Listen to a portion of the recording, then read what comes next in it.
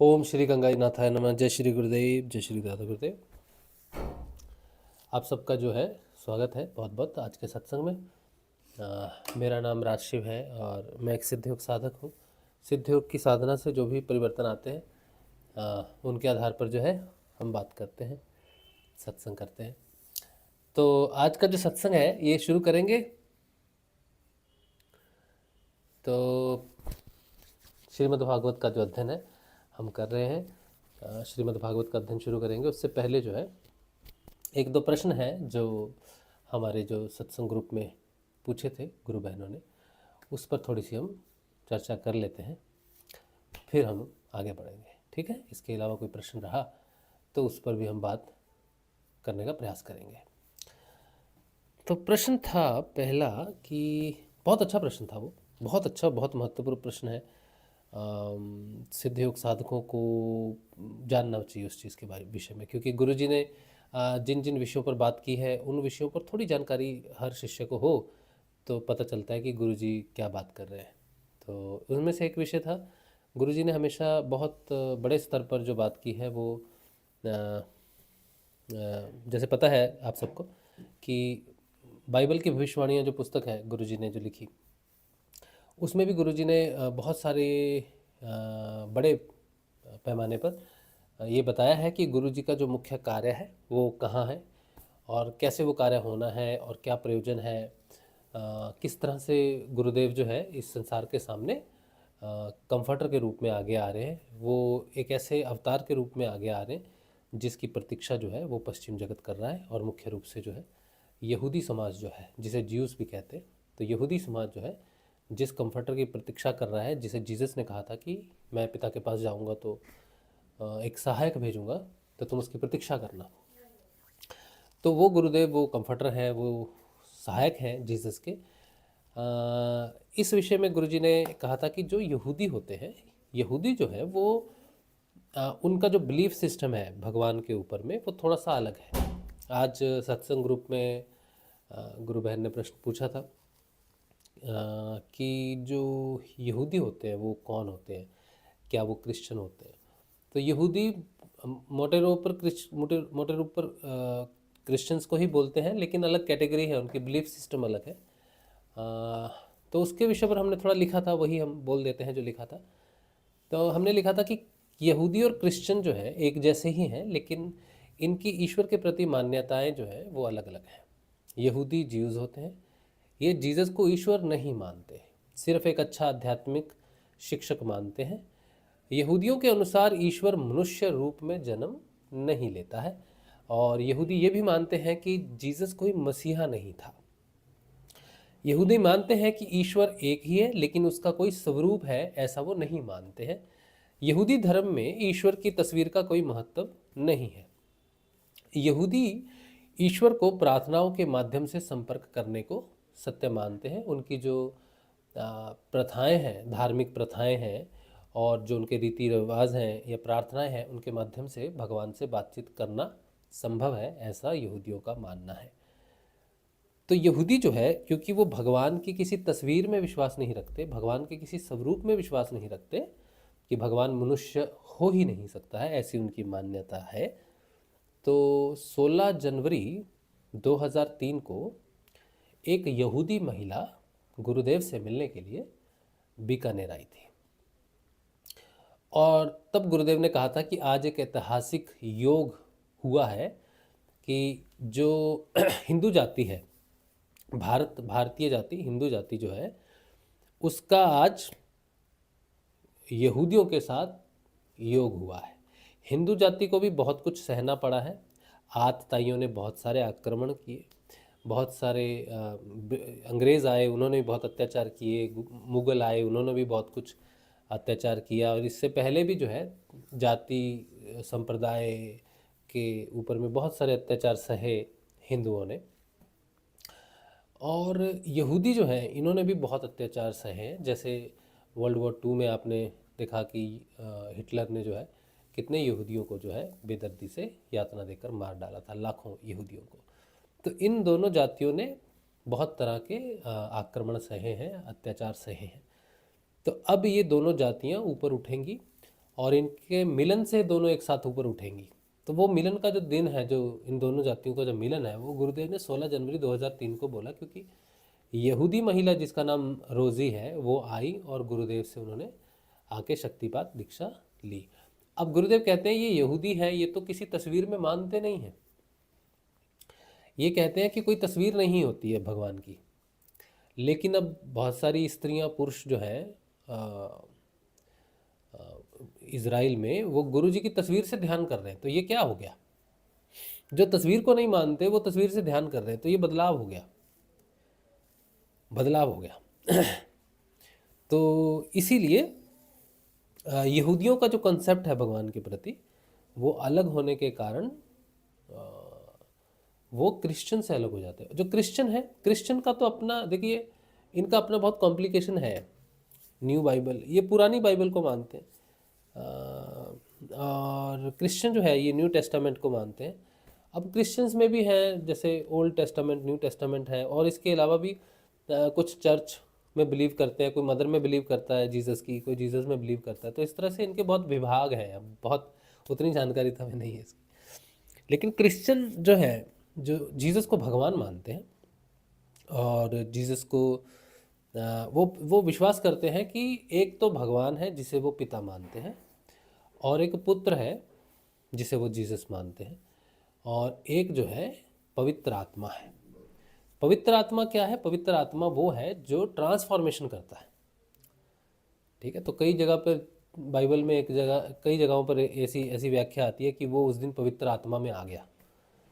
मतलब कि पवित्र आत्मा एक ऐसी स्थिति है हायर कॉन्शियसनेस की, या ऐसी शुद्ध स्थिति है जो मसीहा है, या फिर जो ट्रांसफॉर्मेशन करेगा, गुरु है, या फिर उसे वो होली गोस्ट बोलते हैं। तो होली गोस्ट जो है उसके माध्यम से वो ट्रांसफॉर्मेशन की बात कहते हैं ना, कि baptised with the Holi ghost. तो वो जो पवित्र आत्मा होगा वो दीक्षा देगा, तो फिर आत्मा जो है वो जागेगी और परमात्मा को प्राप्त करेगी। इस तरह से कंसेप्ट है। तो यहूदियों का मुख्य रूप से क्या है कि कोई तस्वीर या भगवान या जीसस को भगवान नहीं मानते वो। लेकिन अब बहुत सारे यहूदी हैं, बहुत सारे इजराइली हैं जो तस्वीर से ध्यान कर रहे हैं गुरुदेव की, और उनमें परिवर्तन आ रहा है, ध्यान लग रहा है उनको, और वो देखते हैं कि गुरुदेव का जो स्वरूप है वो जीसस के रूप में बदल जा रहा है, या जीसस में और गुरुदेव में कोई अंतर नहीं है। तो ये क्या घटना है, ये कौन है? तो ये उनके लिए अभी नई चेतावनी है, जो 2003 से शुरू हुआ, अभी तो 2025 है, लगभग 22 वर्ष हो गए। तो काफ़ी बदलाव हुआ होगा, और एक तीव्र गति का बदलाव, सैलाब जब आएगा, तो गुरुजी ने उसकी डेट जो है वो नहीं बताई थी।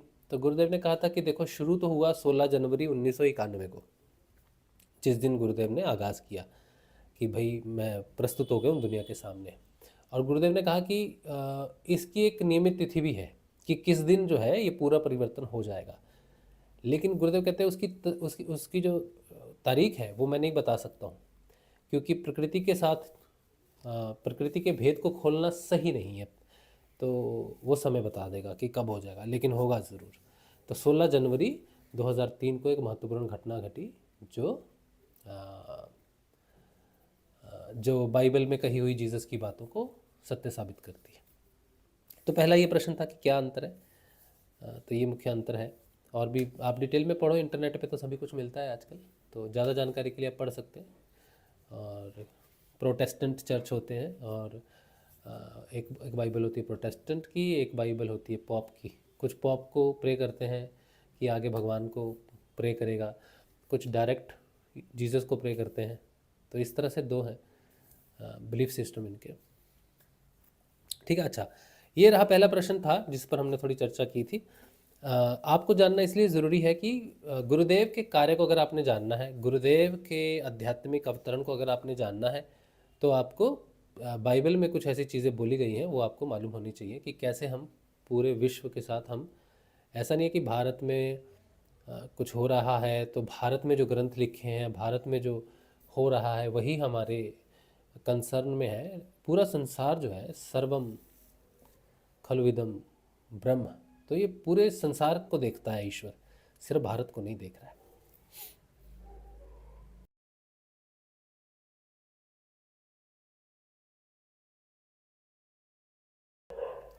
चलिए, तो दूसरा प्रश्न जो है एक गुरु बहन का है। ये प्रश्न जो था ये रीना जी का था, रीना मिस्त्री जी का था। और दूसरा प्रश्न जो था वो मोनिका जी का था, मोनिका जी का था। हम्म, मोनिका जी का प्रश्न था,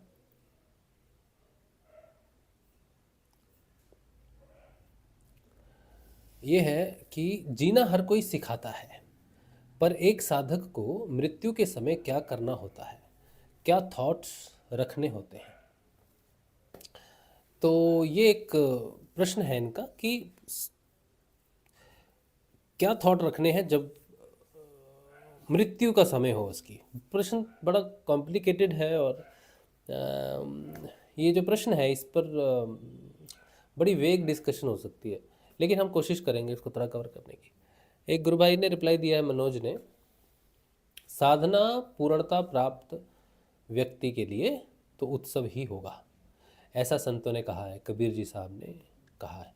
हाँ, कबीर जी ने कहा है एक जगह पर कि जा मरने से जग डरे मोरे मन आनंद, कब मरी हो कब पाई हो पूर्ण परमानंद। लेकिन ये प्रश्न का जवाब नहीं है सीधा, क्योंकि कबीर जी जो बात कह रहे हैं वो एक स्थिति का वर्णन कर रहे हैं कि जिसने जान लिया है संसार क्या है, अब वो प्रतीक्षा करता है कि कब हम पूर्ण परमानंद के साथ जो है योग हो जाए। तो ये सीधा सीधा जवाब तो नहीं है प्रश्न का, क्योंकि हम लेके चलते हैं कि जितने भी हम साधक हैं, हम आप जितने भी सब हैं साधक हैं, तो साधारण रूप से हमें कैसा, वो अगर समय आ गया मृत्यु का तो हमें क्या करना होगा, क्या करना चाहिए उस समय, क्या व्यवहार होगा साधक का जो उच्चतर सही व्यवहार होगा। तो यहाँ पर हमें ढूंढना है प्रश्न। ठीक है। अच्छा, देखिए, अगर इस प्रश्न पे अभी मैं कुछ बोलूँगा ना तो वो एक व्यक्तिगत राय हो जाएगी। मैं कुछ बोलता हूँ, कुछ भी बोलता हूँ अगर इस प्रश्न पे कि मृत्यु के समय में साधक को जो है पहले तो वो सारे प्रयास करने चाहिए कि वो अ, अपने जीवन की किसी प्रकार से रक्षा करें और जैसे भी हो अपने जीवन को बचाने का प्रयास करें, चाहे वो दवाइयों से हो, चाहे ऑपरेशन से हो या किसी ट्रीटमेंट से हो, किसी भी तरह से हो, तो उसे अपने प्राणों की रक्षा करने का भरपूर प्रयास करना चाहिए साधक को, क्योंकि जीवन ईश्वर के हाथ में है और ईश्वर जो है उसे किसी भी स्थिति से निकाल सकते हैं। ठीक है, ये अगर मैं ऐसा बोलूँ तो ये एक व्यक्तिगत उत्तर है, ये एक व्यक्तिगत उत्तर है, ये सभी के लिए संतुष्टिजनक नहीं हो सकता है।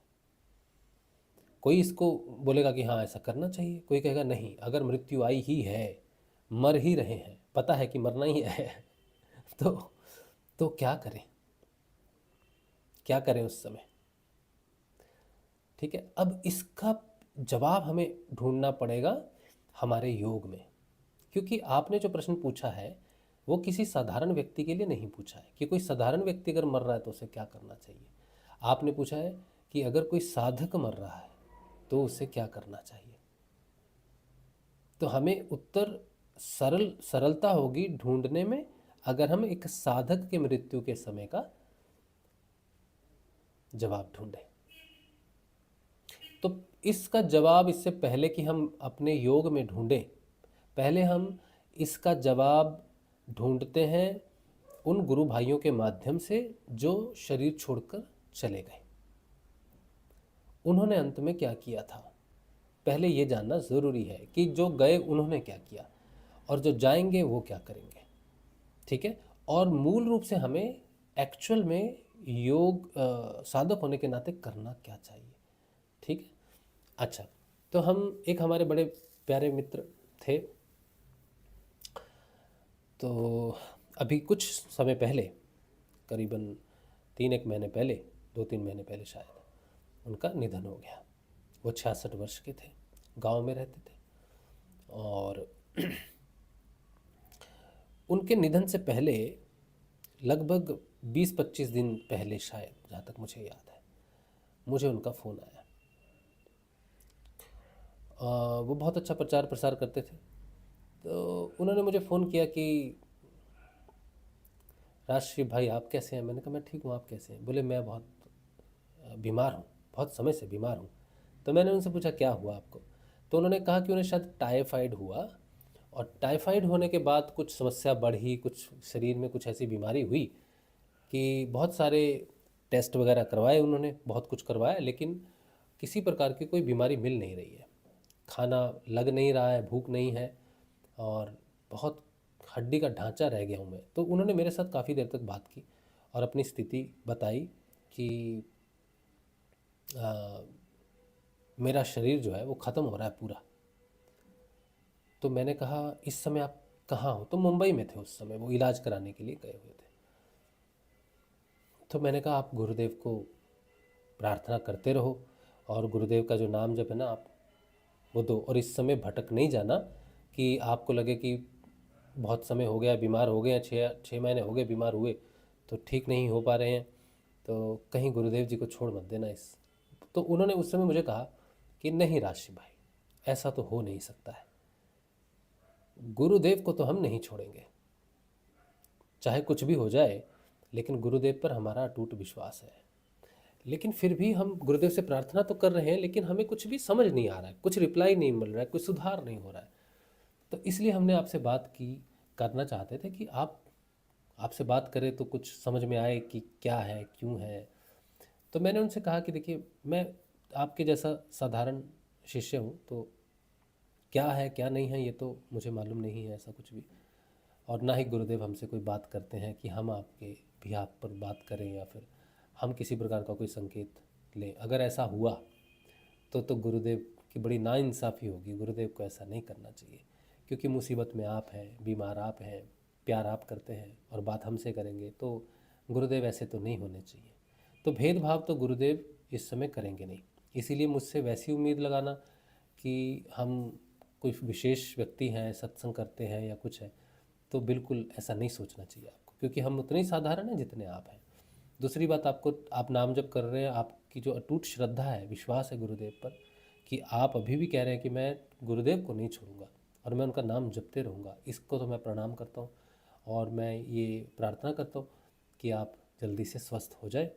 आप ध्यान रखो अपनी सेहत का और हिम्मत रखो, क्योंकि कई बार जीवन में ऐसा समय आता है जब बहुत सेहत ख़राब हो जाती है या बहुत कंडीशन ख़राब हो जाती है, लेकिन वो साधक वहाँ से निकलता है। और ऐसे बहुत सारे साधकों के साथ हुआ है कि वो बहुत बीमार हो गए साधना करते करते, लेकिन फिर ठीक भी हो गए।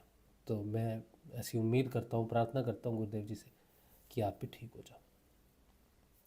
उसके फिर कुछ दिनों के बाद मुझे पता चला कि वो नहीं रहे, उनका देहांत हो गया। ये एक घटना है, ये एक सत्य घटना है कि एक साधक को मृत्यु के समय क्या करना चाहिए। तो वो गुरु भाई ने मृत्यु के समय भी गुरुदेव को याद रखा, जो मैं मानता हूँ कि वो सबसे उच्चतम बात है उनकी, कि वो बस प्रयास करते रहे। अब ये सच्ची घटना है, ये मेरा कोई व्यक्तिगत दृष्टिकोण नहीं है या मेरी व्यक्तिगत राय नहीं है। एक साधक जिनकी यात्रा अभी पूरी नहीं हुई और वो बहुत बीमार है, मृत्यु के बिल्कुल पास है, लेकिन फिर भी वो गुरुदेव को याद कर रहे हैं और गुरुदेव का नाम लेते लेते जो है चले गए। तो मैंने उनसे अंत में ये भी कहा था, मैंने कहा आप कोई उपाय नहीं करना किसी भी प्रकार का। उन्होंने साफ कहा था कि नहीं, बहुत उपाय करके मैं यहाँ पहुँचा, अब कोई उपाय नहीं, अब उपाय है तो गुरुदेव ही है, वरना जो होगा सो होगा। तो इस तरह से वो बहादुर व्यक्ति, बहादुर साधक जो है शरीर को छोड़कर चला गया। और यही एक रास्ता है, मुझे जो लगता है कि इसके अलावा कोई क्या कर सकता है मृत्यु के समय में, गुरु को याद करने के सिवाय क्या कर सकता है। अब उनकी जो भी साधना है वो गुरुदेव अगले जन्म में कैसे चलाते हैं या क्या होता है क्या नहीं होता, इसकी हमें बिल्कुल जानकारी नहीं, क्योंकि मृत्यु के विषय को हम नहीं जानते। हम बस इतना जानते हैं कि जीते जी एक बार मृत्यु होती है,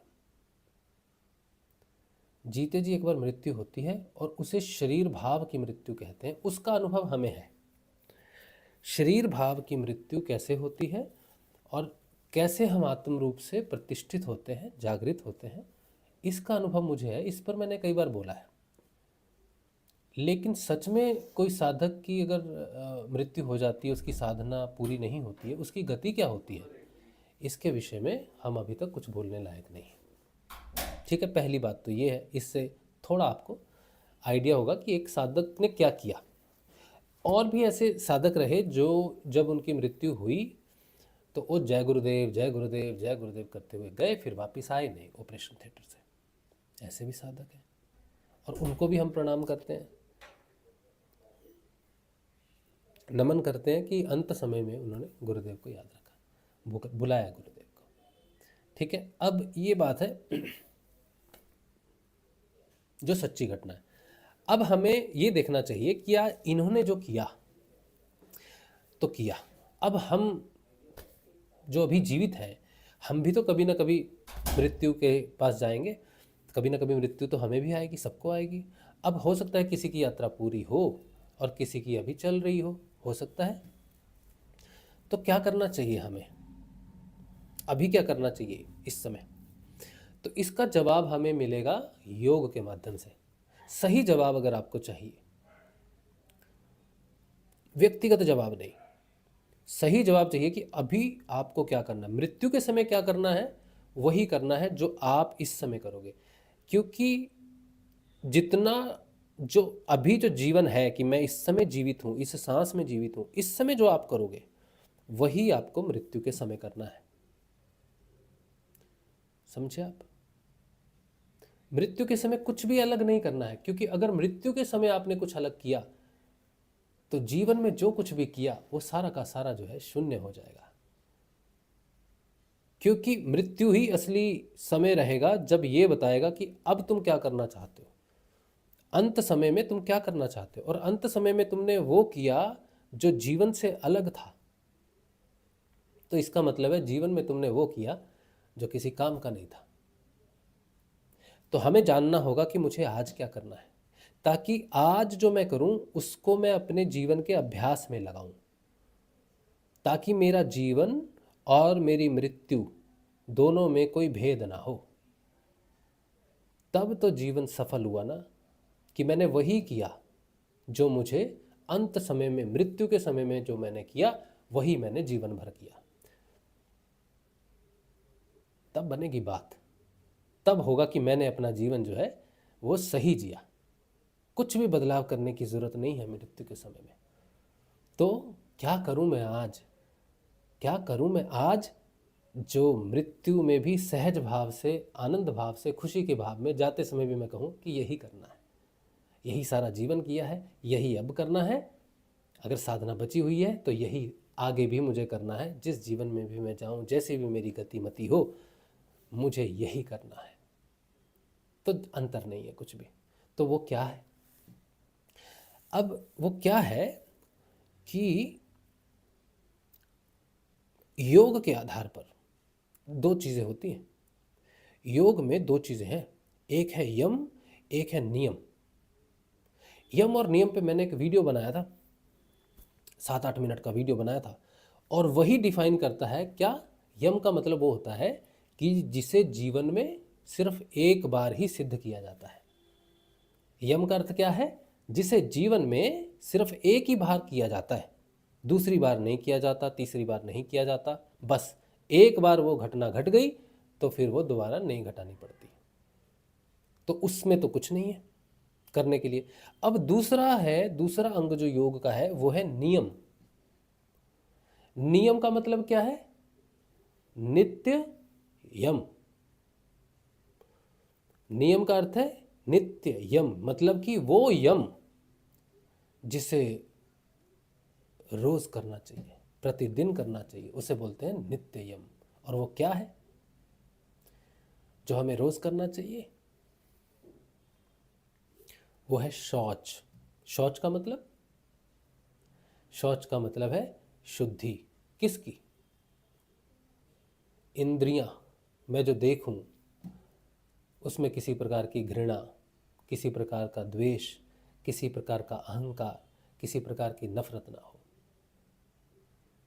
इंद्रियों की शुद्धि, मन की शुद्धि, विचारों की शुद्धि, कर्म की शुद्धि, विचारों की शुद्धि, शौच, नियमित रूप से स्वयं का शौच करना चाहिए।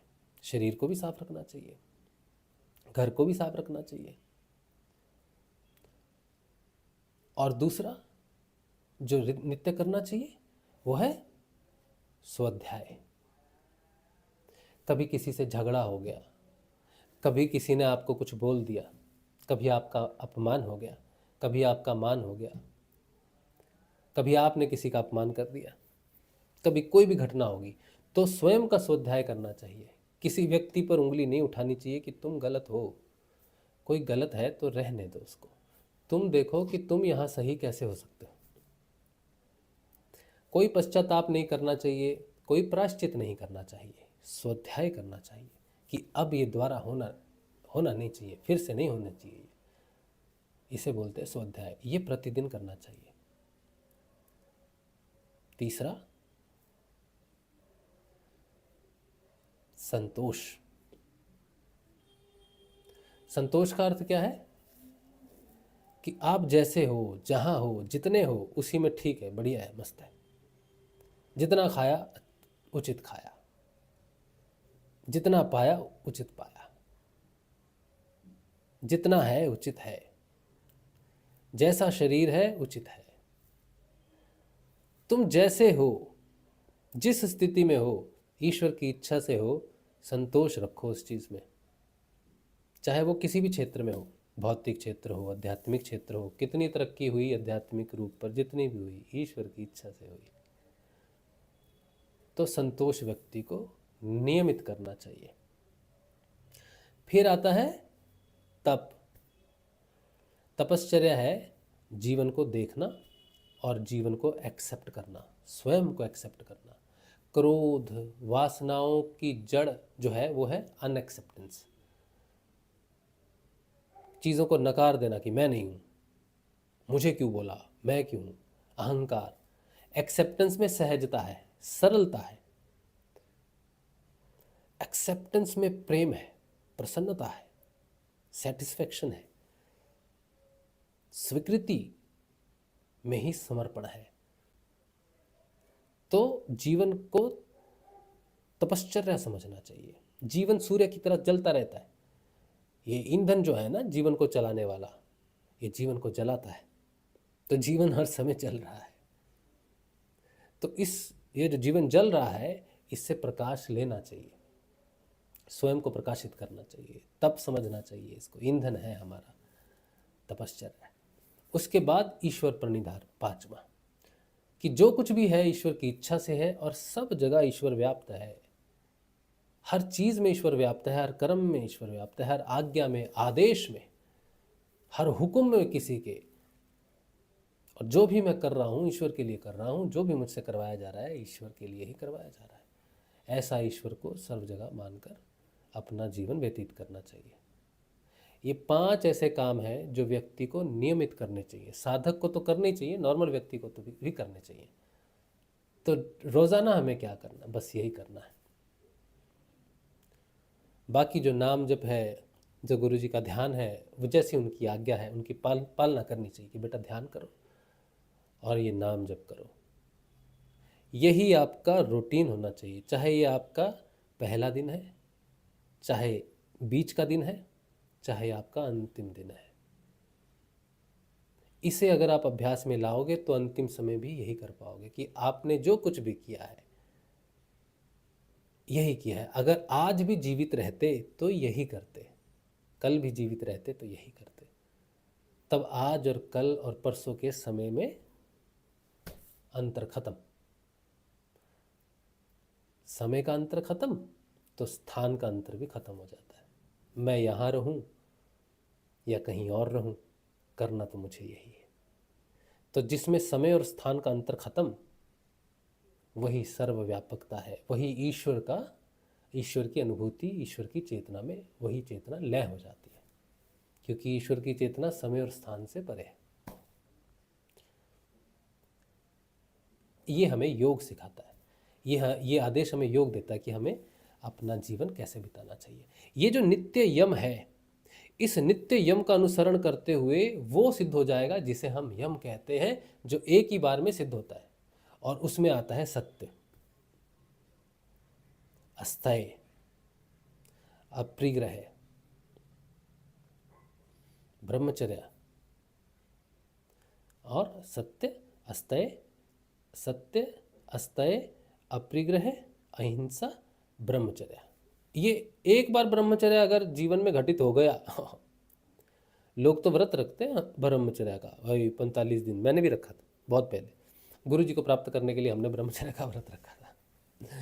अब भोलेनाथ की तपस्या करने के लिए अनुशासन पालन किया था 40 दिन का, उसमें ब्रह्मचर्य भी था।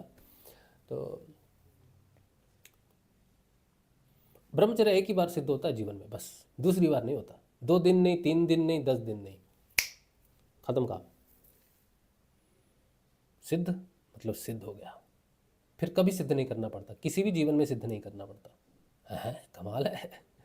ब्रह्मचर्य इस जीवन में सिद्ध हो गया तो अगले जन्म में भी उसको सिद्ध नहीं करना पड़ेगा। यम एक बार सिद्ध हो गया तो हो गया। और उसमें सत्य है, सत्य एक ही बार सिद्ध होता है, रोज रोज सत्य को सिद्ध नहीं करना पड़ता। एक बार सिद्ध हो गया, उसका शासन हो गया स्थापित। एक बार अहिंसा स्थापित हो गई तो हो गई, एक बार अस्थेय हो गया, हो गया। अपरिग्रह का फंडा आपके जीवन में आ गया, हरे राम हरे कृष्णा हरे राम, बस हो गया काम। तो नियम से यम सिद्ध हो जाते हैं, और जिसका यम और नियम सिद्ध हो जाए उसका जीवन सिद्ध हो जाता है, और जिसका जीवन सिद्ध हो जाए वो मृत्यु के रहस्य को जान लेता है, उसकी मृत्यु सिद्ध हो जाती है। और जिसकी मृत्यु सिद्ध हो जाए फिर उसका ना जन्म है ना मृत्यु है, फिर वो झंझटों से छूट जाता है। ठीक है, तो हमें रोज जो करना है वही अंतिम समय में करना है, नाम जपना है, गुरु जी का ध्यान करना है। बाकी मैंने जो कहा है, शौच, स्वाध्याय, अस्थेय, ये सब चीज़ें जो हैं, ये इस मंत्र जप से आपके अंदर स्वयं सिद्ध होनी शुरू हो जाएंगी। जब आप इस नाम को जपोगे, धीरे धीरे ये भावना आप में दृढ़ होनी शुरू हो जाएगी कि हम किसी की हानि ना करें, हम स्वयं को सुधारें, हम स्वयं के विचारों को साफ करें। ये चीज़ अपने आप आपके अंदर हो रही है, उस मंत्र जप से हो रही है, इसीलिए अलग से नहीं करने की ज़रूरत। सिद्ध योग के साधक को अलग से नियम और यम को पालन करने की ज़रूरत नहीं है।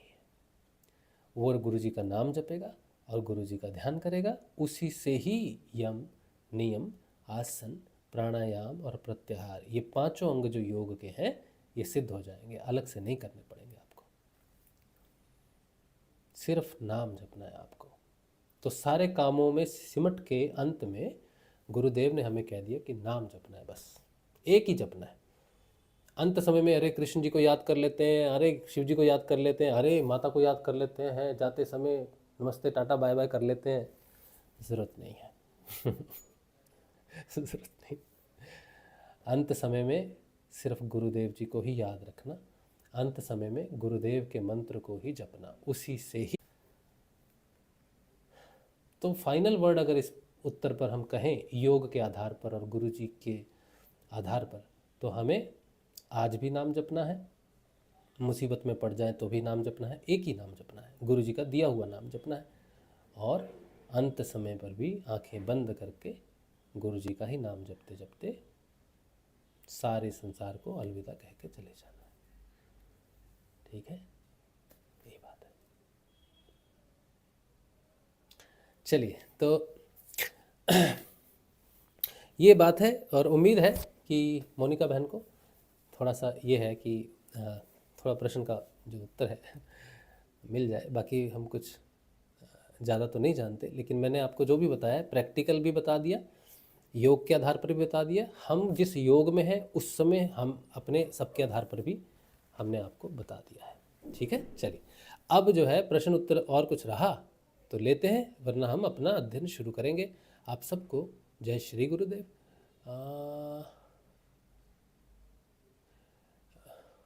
नमस्कार, me happy, library of stories, ये इनका आईडी है। माई स्पिरिचुअल जर्नी, भगवान सबके हृदय में बसते हैं, ये कौन सा हृदय होता है? ये हृदय जो धड़क रहा है आपका, हृदय का मतलब होता है भावना।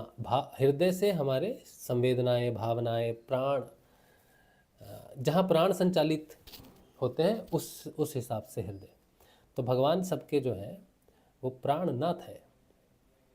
ठीक है, वैसे तो प्राणमय जगत जो है, ये जो स्थूल शरीर है, इसको चलाने वाला जो शरीर है नीचे, उसे हम प्राणमय शरीर कहते हैं। वो ऊर्जा स्रोत है। हम चाहे कितना ठूस ठूस के खा लें, अगर प्राण ऊर्जा खत्म तो व्यक्ति खत्म। तो वो प्राण ऊर्जा जिस जिस केंद्र को संबोधित करती है स्थूल शरीर में, उसे हम हृदय कहते हैं। तो हृदय में जो है ये हमारे प्राणनाथ है। तो ये हृदय का स्थान है। जब हम कहते हैं ना, मेरे को नहीं पहचानते तुम मेरे को, तो पॉइंट करते हैं ना इस तरफ। तो हृदय संबोधित करता है प्राण क्षेत्र को, जहाँ प्राणनाथ रहते हैं। तो मेरे ख्याल से तो आपको इतना कंफ्यूज नहीं होना चाहिए कि कौन सा हृदय। हृदय 3 है वैसे मनुष्य के शरीर में। ठीक है, एक हृदय जो ये धुदुक धुदुक कर रहा है और आपके ब्लड को जो है सारे शरीर में फेंक रहा है, इधर उधर प्योरीफाई कर रहा है इसमें, है ना। एक हृदय ये है, भौतिक हृदय है ये। और एक हृदय है जिसे हम प्राण संचालित होते हैं जिससे हमारे, ठीक है, जिसमें कहते हैं कि वो स्वर्ण हृदय है। वो यहाँ, वो भी यहीं है। हृदय चक्र यहाँ है, हृदय ग्रंथि यहाँ है। हृदय ग्रंथि 3 ग्रंथियों से मिलके बनती है। हम 3 ग्रंथियाँ बोलते हैं ना, ये ब्रह्म ग्रंथि, विष्णु ग्रंथि, रुद्र ग्रंथि। तो ब्रह्म ग्रंथि नीचे 2 चक्रों में है, फिर ऊपर के और 2 चक्रों में विष्णु ग्रंथि, फिर ऊपर के 2 चक्रों में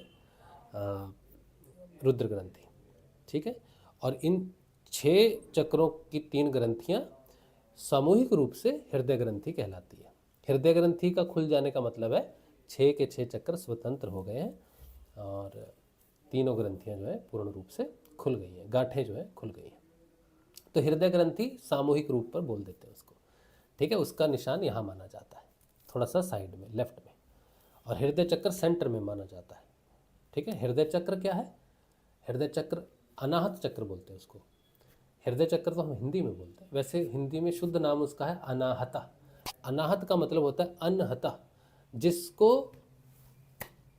जिसको बजने के लिए, चलने के लिए, स्पंदन के लिए किसी इसकी ज़रूरत ना हो। अनहत नाद बोलते हैं ना। अनहत का मतलब है जो स्वयं चलायमान है। ठीक है, तो वहीं से अनहत नाद शुरू होता है, इसीलिए उस नाद को, उस ध्वनि को अनहत ध्वनि भी कहा जाता है। ठीक है, तो इतना। और तीसरा जो एक और हृदय होता है वो मस्तिष्क में है। ठीक है, मस्तिष्क में, उसे योगी हृदय बोलते हैं। वो तब चलता है जब कोई भी योगी अपने समाधि में चला जाता है और शरीर का जो प्राण है ये बिल्कुल जो है नम पड़ जाता है, सिर्फ भेजा चलता है उस समय। सिर्फ ये मस्तिष्क जो है यही उस समय एक्टिव डिपार्टमेंट है। तो ऐसा माना जाता है कि मस्तिष्क में एक योगी हृदय है। उसे योगी हृदय कहना ज़्यादा उचित बात है, क्योंकि साधारण व्यक्ति के लिए उसका प्रयोग नहीं है। लेकिन वो प्राण हृदय जो है या जो भी है वो उस समय एक्टिवेट हो जाता है जिस समय ये धड़ के नीचे का जो सिस्टम है ये रेस्ट में चला जाता है या समाधि में चला जाता है बहुत समय तक के लिए। ऐसा हमने सुना है, योग पुस्तकों में हमने पढ़ा है। हमने अभी तक उस छोटे हृदय का साक्षात्कार नहीं किया। ठीक है, चलो। तो ये आगे क्या प्रश्न है? मोनिका जी कह रहे हैं thanks, got my answer. Okay, ठीक है जी। सबको एक साथ योग क्यों नहीं होता है? हाँ, ये तो सही बात है। सबको भूख भी तो एक साथ नहीं लगती है, सबको प्यास भी तो एक साथ नहीं लगती है, सब भजन भी तो एक साथ नहीं करते हैं, सब जन्म भी तो एक साथ नहीं लेते हैं, सबकी मृत्यु भी तो एक साथ नहीं होती है, सब खुश भी तो एक साथ नहीं होते, सब दुखी भी तो एक साथ नहीं होते, सब एक साथ चलते भी नहीं, सब एक साथ उठते और बैठते भी नहीं, सब सभी कार्य एक साथ तो नहीं करते। तो योग सबको एक साथ क्यों होगा? योग जो है, देखो बात सुनना ध्यान से, आप फिर दोबारा नहीं पूछना ये प्रश्न, दोबारा ये प्रश्न नहीं पूछना। योग क्या है? योग दो लोगों में होता है, सिर्फ योग सिर्फ दो में होता है। एक परमपिता परमेश्वर परमात्मा जिसे बोलते हैं, और एक आत्मा। ठीक है, तो इन दोनों का ही योग होता है। जैसे कृष्ण भगवान ने ज्ञान दिया अर्जुन को, वो चाहते तो सभी को दे देते ज्ञान उस समय, अर्जुन को ही क्यों दिया? क्योंकि अर्जुन उस समय योग स्थिति में था। तो भगवान पर्सनल गीता पढ़ाते हैं, लोग पढ़ाते हैं ना, तो आपने सुना होगा इंटरनेट पर ऐसे बहुत सारे आचार्य हैं जो कहते हैं हमसे गीता का कोर्स कर लो। एक आचार्य प्रशांत भी है जिनकी बात आप करते रहते हो बीच में। तो आचार्य प्रशांत जो हैं वो गीता का कोर्स करवाते हैं, गीता को समझाते हैं कई तरीकों से, ऐसा मैंने सुना है। लेकिन आचार्य प्रशांत चाहे 100 तरीकों से समझाए, चाहे 500 तरीकों से समझाए, चाहे 1000 तरीकों से समझाए, या लाखों करोड़ों तरीकों से समझा दें, लेकिन फिर भी जिसे वो समझा रहे हैं वो समझ नहीं सकता है। क्योंकि गीता समझाने वाला एक ही शिक्षक है, और वो है भगवान श्री कृष्ण स्वयं। जब तक आपके हृदय में भगवान श्री कृष्ण रूपी आत्मा जागृत नहीं होगी, गीता आपके पल्ले नहीं पड़ने वाली। रट्टाफिकेशन कर लो, सारे मंत्र याद कर लो, संस्कृत में दबड़ दबड़ दबड़ दबड़ दबड़ दबड़ बोल दो, बहुत बड़े तुम हो जाओ शास्त्री जी, और सारे श्लोकों के अर्थ तुम कर लो हिंदी इंग्लिश में, जितने करने हैं स्पेनिश में, कुछ भी कर लो। जब तक आत्मा जागृत नहीं होती, आत्मा जागृत नहीं होती तब तक गीता समझ में नहीं आ सकती। तो भगवान ही हैं जो गीता पढ़ाते हैं, और एक एक व्यक्ति जो भी है जब वो जागृत हो जाता है उसके साथ वो घटना घटती है। वो अद्वितीय घटना है, वो एक ही बार घट चुकी है, घटी है, लेकिन आप उसका साक्षात्कार तब करते हो जब व्यक्तिगत चेतना तिरोधान हो जाती है और आपका पर्दा हट जाता है और आप देखते हो कि मैं ही हूँ जिसे ज्ञान दिया जा रहा है। पर्दे हटने की बात है। तो तुम ये कह सकते हो कि सबके पर्दे एक साथ क्यों नहीं हटते? तो ये मनुष्य का कर्म प्रारब्ध है। कर्म प्रारब्ध के ऊपर में आपको ज़्यादा प्रश्न बार बार चेता नहीं करने चाहिए। अच्छा नहीं लगता है उस चीज़ को बार बार कुरेदना, जिस प्रश्न को आप जानते हो कि कर्म प्रारब्ध है। इस एक प्रश्न के ऊपर में तुमने 5-6 प्रश्न पूछे हैं कि सभी की कुंडलिनी एक जैसी क्यों नहीं होती है, सभी का योग एक साथ क्यों नहीं होता है, सभी की आध्यात्मिक यात्रा एक साथ क्यों नहीं होती, और मैंने हर बार एक ही प्रश्न का एक ही उत्तर दिया है, कर्म प्रारब्ध। तुम कर्म प्रारब्ध को एक्सेप्ट नहीं करना चाहते। समस्या तुम्हारी ये है, तुम्हारी मध्यम गति है, तीव्र गति है, जैसी भी तुम्हारी गति है, उसका मुख्य कारण तुम्हारे कर्म प्रारब्ध है। किसी को अभी मिला, किसी को बहुत पहले मिला, और किसी को बहुत बाद में मिलेगा। कर्म प्रारब्ध के कारण मिलेगा। कोई अपनी यात्रा पूरी करेगा, कोई नहीं करेगा, अगले जन्म में करेगा। कर्म प्रारब्ध है, इसको मानना चाहिए, एक्सेप्ट करना चाहिए और शांत हो जाना चाहिए। ठीक है।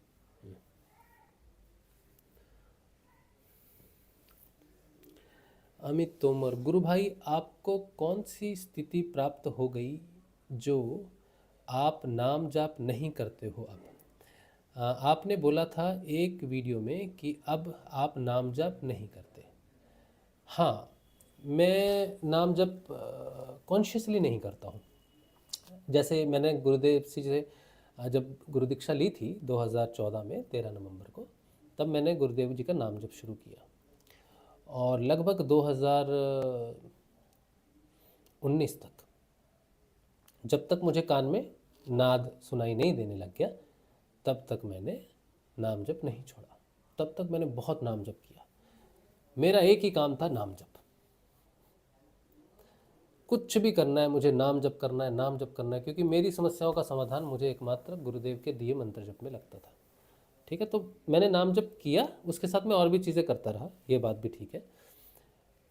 लेकिन एक बार फिर जब मैंने पूरी तरह से डिसाइड कर लिया कि बस अब यही है, तो बहुत ही जल्दी मुझे नाद प्रस्तुत हो गया। और मैंने ये सुन रखा था गुरुदेव जी से कि एक बार अगर नाद सुनाई देने लग जाए तो वैसे तो गुरुजी ने कहा ए जपा जाप अगर आपको लग जाए, जो 10-15 दिन में ही लग जाता है, तो उसके बाद आपको नाम जपने की ज़रूरत नहीं पड़ती। आप ध्यान करके देखो, आपको पता चल जाएगा कि ए जपा जाप चल रहा है। लेकिन हम थोड़े से अज्ञानी व्यक्ति हैं, उतना अपने आप को समझ नहीं सके। तो हमें इस बात का यकीन नहीं था या हमें पता भी नहीं था ठीक से कि अजप अजाप क्या होता है। तो अजप अजाप चल रहा है कि नहीं चल रहा है, इससे हमें कोई लेना देना नहीं है। हमने जपना है नाम। हमें जब तक नाद नहीं सुनाई देना तब तक हमने नाम जपना है, और जब नाद सुनाई देने लग जाएगा तो हम ज़्यादा से ज़्यादा नाद सुनेंगे। तो उस समय साधना की स्थिति परिवर्तित हो गई। पहले हम बोल रहे थे, अब हम सुन रहे हैं। जैसे हमारा मुख यहाँ है, कान यहाँ है, तो मुख से ऊपर कान है ना, तो वो स्थिति जो सुनने की है, वो समर्पण की है, समझने की है, प्राप्त करने की है, अनुसरण की है। तो नाद का मतलब है हम उस आवाज़ का अनुसरण करते हुए उसके पीछे पीछे जाएं। जब मैं नाम जप कर रहा हूँ तो मैं कहीं जा नहीं सकता। ठीक है, नाम जप का मतलब है उसको बुलाना, और उसकी आवाज़ का सुनने का मतलब है कि वो बुला रहा है, अब तुम सुनो। तो हमने बड़ी बुद्धिमानी लगा के और बड़े समर्पण के साथ गुरुदेव जी की ये बात समझ के कि अब हमें सुनना है, अब हमें अनुसरण करना है, अब हमें आवाज़ के पीछे जाना है। मैंने नाम जब छोड़ दिया, मैं बहुत बड़ी स्थिति में हो गया हूँ, ऐसी कोई धारणा मेरी नहीं थी। लेकिन मुझे ये पता था कि मेरी साधना की स्थिति अब बदल चुकी है, अब मुझे करवट बदलनी है, करवट बदलने का समय है, अब मुझे सुनना है। तो मैं ज़्यादा से ज़्यादा सुनता था, कानों में हेडफोन लगा लेता था, ईयरफोन सुनता था। लेकिन वो तरीका गलत था, वो तो हमको अभ्यास से पता चला, क्योंकि जब हम सुनते थे तो इरिटेशन होता तो हम निकाल देते थे, और मुझे पता भी नहीं चलता था कि मुझे इरिटेशन हो रही है। तो नाद को सहज भाव से सुनना था। कानों में उंगली बंद करके भी सुनने का प्रयास हम नहीं करते थे, हम बस बैठते थे। वो मुझे सुनाई दे रहा है कि नहीं दे रहा है, इससे हमें कोई मतलब नहीं है, क्योंकि उसको सुनना भी हमारा पहला प्रयोजन नहीं है, बस उसको सुनने का प्रयास करना ही मेरा प्रयोजन है। तो बस है या कोई शोर शराबा हो रहा है, पंखा चल रहा है, नहीं सुनाई दे रहा है, उसकी हमें चिंता नहीं है। मेरा काम क्या था कि मैं नाद को सुनूं। तो मैं बैठ जाता था बस, और उसको ढूंढता था, कहाँ है, कहाँ है, कहाँ है। बस यही मेरा आगे की साधना का था। तो मैंने बहुत श्रद्धा से नाद को अनुसरण किया, क्योंकि मैं ये बात जानता था कि एक ही चीज़ का अनुसरण करना चाहिए, दो नावों पर पैर नहीं रखने चाहिए। साधना के दो तरीके नहीं होने चाहिए, एक ही होने चाहिए। तो पहले भी मैं 5 साल मैंने यही किया था कि मल्टीपल मंत्र जपता था, और 5 साल बाद जब मैंने डिसाइड किया कि मैं एक ही मंत्र जपूँगा और पूरी श्रद्धा से जपूँगा, तो मैंने पूरी श्रद्धा से गुरु जी का मंत्र जपा। और जब नाद आ गया तब मैंने पूरी श्रद्धा से उस नाद को ही अनुसरण किया, और मैंने ताबड़तोड़ जोर जोर से हर जगह एक ही बात कही पिछले 5 वर्षों में कि अगर आपको नाद सुनाई देता है तो उसका अनुसरण करो, उसको सुनो। जो मैंने किया वही मैंने आपको कहा। ठीक है, अब ये जो स्थिति है, आज जो मेरी स्थिति है, अब हम ध्यान में बैठते हैं, हमें नाद को भी सुनने की ज़रूरत नहीं है, क्योंकि सब सिस्टम अपने आप ही चल रहा है। मेरा ध्यान अपने आप ही लगता है, मैं नाद को सुन के ध्यान में जाऊंगा नहीं।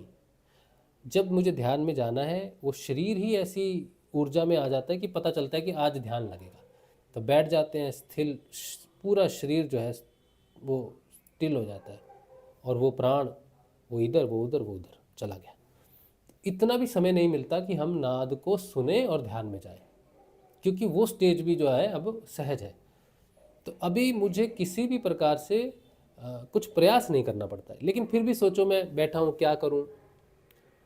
ठीक है, तो नाम आ गया, नाम जप लिया, लेकिन कोई प्रयोजन नहीं है नाम जप का। जैसे नए साधक के लिए प्रयोजन है, नाम जपना है, नाम जपना है, नाम जपना है, नाम जपना है, क्योंकि प्रयोजन है नाम जपने का। लेकिन मेरे लिए नाम जपने का अभी प्रयोजन नहीं है कि मैं क्यों नाम जप रहा हूँ। गुरुदेव ने कहा ना, नाम जपो, इससे जो है देखो आत्मा जागृत हो जाएगी, इससे तुम्हारा ध्यान लगेगा, प्रयोजन है तो। लेकिन मैं नाम जप रहा हूँ, कोई प्रयोजन नहीं है। मैं नाम जप रहा हूँ क्योंकि मेरी जीवा पर मुझे चाहिए, वो मेरा भोजन है, इसलिए मैं जप रहा हूँ। कभी मैं बीमार हो गया बहुत, तो लेटा हुआ हूँ, बीमार पड़ा हुआ हूँ, कुछ तो कर नहीं सकते, क्या करें? तो नाम जप लेते हैं, क्योंकि वो मेरा कंपेनियन है, वो मेरा बंधु है, वो मेरा मित्र है, वो मेरा साथी है।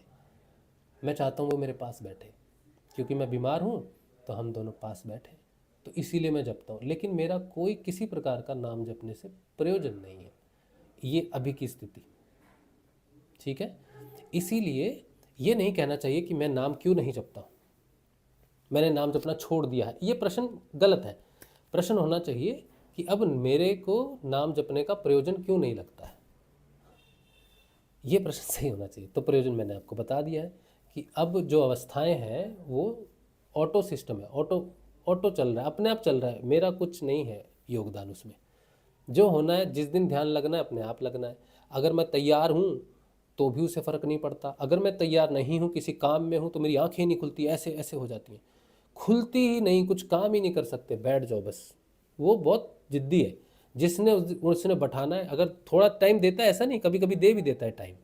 कभी हम कहते हैं अभी हम नहीं कर सकते, अभी आंखें नहीं चढ़ानी है, अभी मुझे काम करना है, ये कुछ करना है, नहीं करना है, नहीं करना है, तो हम ज़बरदस्ती करते हैं थोड़ा सा, फिर मान भी जाता है बात, बोलते हैं चल ठीक है अभी काम कर ले, बाद में देखते हैं। तो फिर थोड़ा समय कभी कभी मिल जाता है। तो ये थोड़ी सी अंडरस्टैंडिंग हो गई है बस। लेकिन जो है, अब अभी जैसे मोनिका जी ने प्रश्न पूछा ना, क्या करना चाहिए।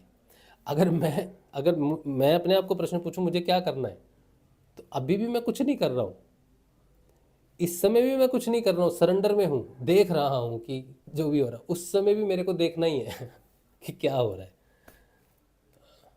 ठीक है, बस और प्रश्न नहीं, बाकी बहुत हो गया। अच्छा, क्या बोल रहे हैं गुरु भाई, अगर एक बार किसी का 6 चक्र खुल जाए तो क्या वो फिर ओपन ही रहते हैं, या साधना करने पर क्लोज, छोड़ने पर क्लोज हो जाते हैं? ऐसा तो मुझे मालूम नहीं है, ये हाँ, बंद हो सकते हैं, बंद हो सकते हैं, ऐसा मेरे को लगता है। क्योंकि चक्र क्या है, चक्र कोई परमानेंट स्थिति नहीं है, चक्र सिर्फ प्राण ऊर्जा का प्रवाह है हमारे शरीर में। आप उसे योग से या आप किसी तरीके से उनको अलाइन कर सकते हो, शुद्ध कर सकते हो, ठीक है। लेकिन अगर आपने वो सिस्टम छोड़ दिया, वो नियम छोड़ दिया, तो फिर से वो आड़े टेढ़े हो जाएंगे। तो वो रबड़ बैंड की तरह है, जब तक आप उन्हें खींच के रखोगे वो खींचे रहेंगे। आप अपने जीवन शैली को बदलो और वो भी कहेंगे टाटा बाय बाय, हम चले उधर। तो चक्रों के पीछे नहीं पड़ना पड़े, चक्रों का अध्यात्म से कोई लेना देना नहीं है।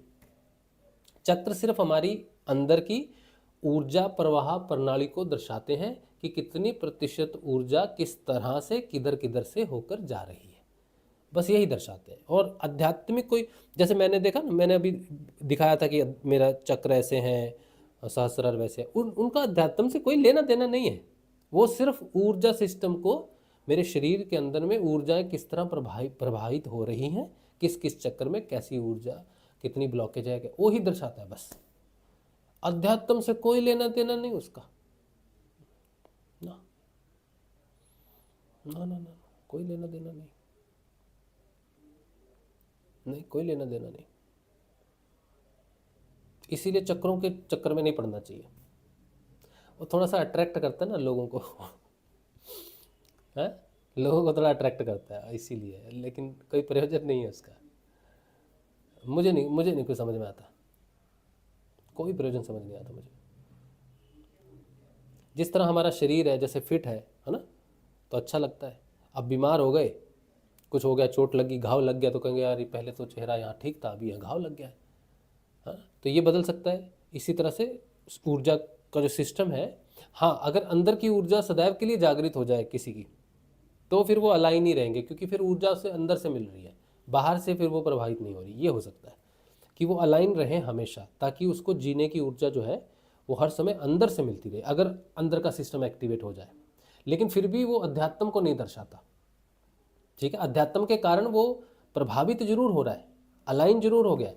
लेकिन किसी के चक्र अलाइन हो पूरे, और हम उसे ये कहें कि अरे भगवान तुम्हारे तो सारे चक्र अलाइन हैं, तुम तो देवता हो, नहीं, बिल्कुल नहीं। वो बहुत ही व्यक्ति जो है, बहुत ही संसार में मतलब आर्थिक रूप से व्यस्त हो सकता है, सामाजिक रूप से व्यस्त हो सकता है, योगा के रूप में फिट हो सकता है, शरीर के रूप में फिट है, ऊर्जाओं के रूप में ठीक ठाक है, बढ़िया है, स्वतंत्र है, स्वस्थ है हर क्षेत्र में, लेकिन वो व्यक्ति आध्यात्मिक नहीं भी हो सकता है। लेकिन जो व्यक्ति पूर्ण रूप से अंदर से आध्यात्मिक है और पूर्ण शांत है, उसके चक्र अपने आप अलाइन हो जाएंगे। ये भी सही है। समझ रहे हो मैं क्या बोल रहा हूँ? चक्रों की स्थिति डिफाइन नहीं करती अध्यात्म को, लेकिन चक्र अलाइन हो सकते हैं अगर व्यक्ति अंदर से पूर्ण रूप से शांत, स्वस्थ और अंदर से उसका काम चल रहा है तो। ठीक है, चलो। एक क्या किया, डिलीट कर दिया मैसेज, क्यों? मैसेज दे दिया तो दे दिया, फिर डिलीट नहीं करने का। ठीक है, चलो। चलिए, तो आज बहुत समय हो गया बातचीत, बहुत दिनों बाद बात कर रहे हैं, तो चलिए अब हम करेंगे अध्ययन। ठीक है, पानी कहाँ है? पानी नहीं है, ठीक है, कोई बात नहीं। चलिए अब हम श्री गुरुदेव जी की कृपा से जो हमें योग प्राप्त हुआ है श्रीमद् भागवत का, उसे करते हैं। चलिए,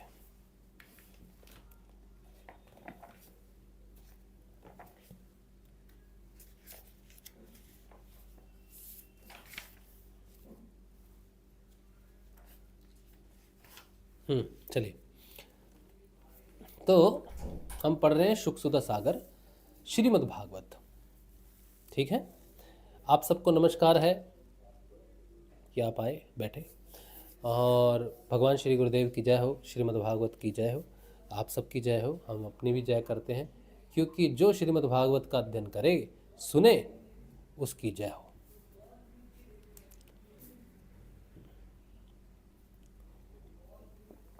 चलिए, श्री शुकसुधा सागर 51वां अध्याय, काल यवन का भस्म होना और मुचुकुंद की कथा।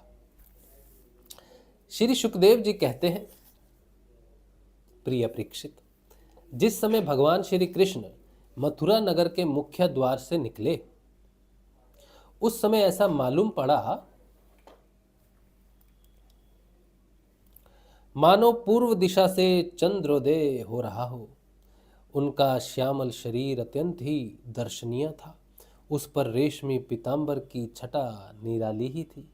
वक्ष स्थल पर स्वर्ण रेखा के रूप में श्रीवत्स चिन्ह शोभा पा रहा था, और गले में कौस्तुभ मणि जगमगा रही थी। भगवान की देखो, जब भी भगवान के स्वरूप का वर्णन आता है ना, तो ये भगवान के स्वरूप का वर्णन आता है कि भगवान का जो शरीर है वो श्यामल मेघल, मेघ जो होते हैं ना, बादल, जब बारिश होने वाली होती है, कितना सुंदर मौसम होता है ना, तो वैसा भगवान का शरीर है, श्याम वर्ण, मेघ वर्ण, है ना। और भगवान कितने सुंदर हैं। वक्षस्थल पर श्रीवत्स का चिन्ह है, और कौस्तुभ मणि पहनी है उन्होंने, और पीतांबर पहना हुआ है भगवान ने। भगवान को जहाँ भी हम पढ़ते हैं उनके स्वरूप को, चाहे वो छोटे बालक हो या पूर्ण व्यस्त रूप में हो, तो वहाँ भी भगवान पीतांबर पहनते हैं। उनको पीतांबर बहुत पसंद है, उनका फेवरेट कलर है पीतांबर। जैसे हम सबका फेवरेट कलर है, आपका फेवरेट कलर क्या है बताना आप मुझे, और मेरे से भी पूछना आप मेरा फेवरेट कलर क्या है। आप पूछोगे तो मैं बताऊंगा, नहीं तो बिना वजह तो बात नहीं होती ना। तो आप मुझसे पूछेंगे तो हम आपको बताएंगे, ठीक है। तो भगवान श्री कृष्ण का फेवरेट कलर जो है वो है येलो, पीतांबर, स्वर्ण होता है ना, स्वर्ण, हाँ स्वर्ण कलर है भगवान को पसंद। चलिए, फिर उसके बाद क्या हुआ जी, तो कौस्तुभ मणि जो है उनके गले में जगमगा रही है। उनकी 4 भुजाएं थी जो लंबी लंबी और कुछ मोटी मोटी थीं। हाल के खिले हुए कमल के समान कोमल और रत्नारे नेत्र थे। मुख कमल पर राशि राशि आनंद खेल रहा था। कपोलों की छटा निराली ही थी। मंद मंद मुस्कान देखने वालों का मन चुराए लेती थी। कानों में मकराकृत कुंडल झिलमिल झिलमिल झलक रहे थे।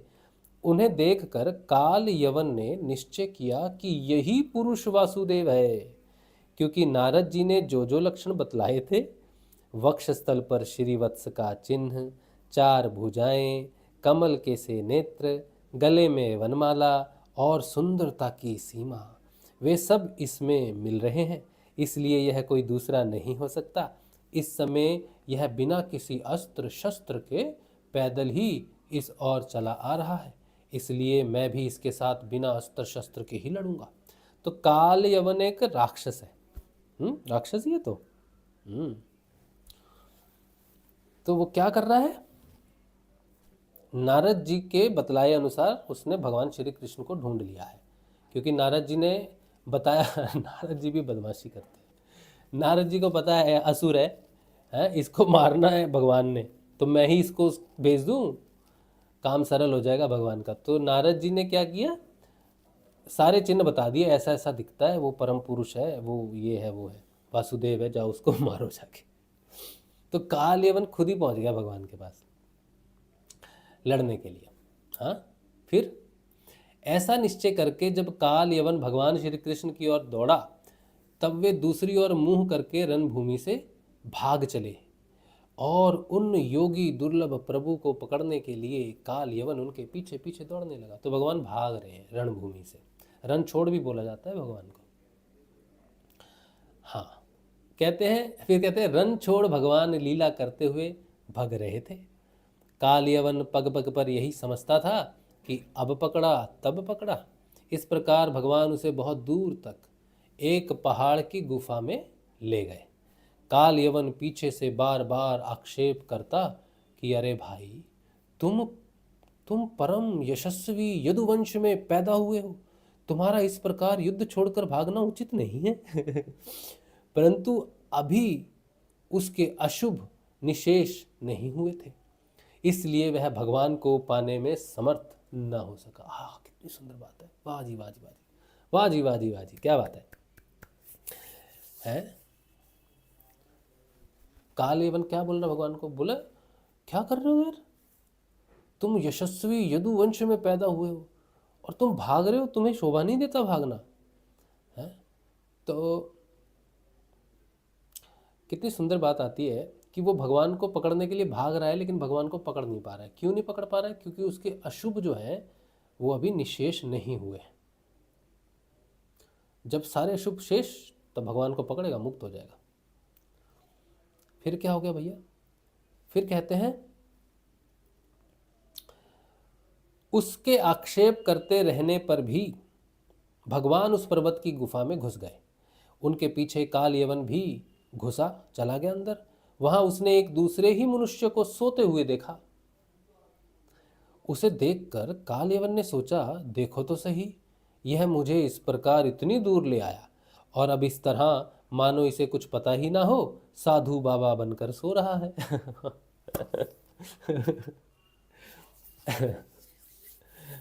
तो यह सोचकर उस मूढ़ ने उसे कसकर एक लात मारी। काल यवन ने उस ऋषि को, जो अंदर सो रहा है गुफा में, उसको लात मारी। भगवान को मालूम है वे किसको क्या दे रखा है, क्यों दे रखा है। तो ऋषि सो रहे हैं, उनके पास ले गए। तो काल यवन को मालूम नहीं चला कि भाई ये वही है जिसके पीछे मैं भाग रहा हूँ। उसे लगा कि मुझे भगा के यहाँ लाया और अब आके यहाँ साधु बाबा का भेष बन के सो रहा है। तो उसने क्या किया, लात मारी एक साधु बाबा को। वह पुरुष वहाँ बहुत दिनों से सोया हुआ था। पैर की ठोकर लगने से वह उठ पड़ा और धीरे धीरे उसने अपनी आंखें खोली। इधर उधर देखने पर पास ही काल यवन खड़ा हुआ दिखाई दिया। हे परीक्षित, वह पुरुष इस प्रकार ठोकर मारकर जगाए जाने से कुछ रुष्ट हो गया था। उसकी दृष्टि पड़ते ही काल यवन के शरीर में आग पैदा हो गई और वह क्षण भर में जलकर राख का ढेर हो गया। राजा परीक्षित ने पूछा, प्रभु, जिसने दृष्टिपात मात्र से काल यवन जिसके दृष्टिपात मात्र से काल यवन जलकर भस्म हो गया, वह पुरुष कौन था? किस वंश का था? उसमें कौन सी शक्ति थी और वह किसका पुत्र था? आप कृपा करके यह भी बतलाइए कि वह पर्वत की गुफा में जाकर क्यों सोया हुआ था। भगवान श्री शुकदेव जी ने कहा, हे परीक्षित, वे इक्ष्वाकु वंशी महाराज मानधाता के पुत्र राजा मुचुकुंद थे। वे ब्राह्मणों के परम भक्त, सत्य प्रतिज्ञ, संग्राम विजयी और महापुरुष थे।